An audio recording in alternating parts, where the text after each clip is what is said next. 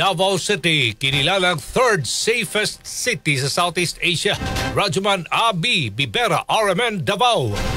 Ipinagmalaki ng Acting City Director ng Davao City Police Office na si Police Colonel Manan Caracas Muarip ang pagkilalang natanggap ng Davao City bilang ikatlong pinakaligtas na lungsod sa Southeast Asia batay sa Nomeo Safety Index 2025. Sa naturang survey, nagtamo ang lungsod ng safety score na 71.5 na nagpapakita ng mataas na antas ng seguridad at kaayusan. Ang tagumpay na ito ay higit pang nagpapatibay sa reputasyon ng Davao City bilang isang ligtas na lugar na may masigasig na komunidad na katuwang sa pagsusulong ng epektibong law enforcement. Ang safety index ay isang international na sukatan na isinasaalang-alang ang mga naitalang kaso ng krimen, kaepektibo ng kapulisan at ang pakiramdam ng seguridad ng mga mamamayan sa kanilang araw-araw na pamumuhay. Tanging ang mga lungsod na may sapat na bilang ng mga kalahok ang isinama ng Nombeo sa pag-aaral, kaya't ang pagkakasama ng Davao City ay isang patunay na tiwala ng publiko at kumpirmasyon na maayos at mapayapang kalagayan ng lungsod. Ayon pa kay Muarip, ang nasabing pagkilala ay hindi lamang tagumpay ng kapulisan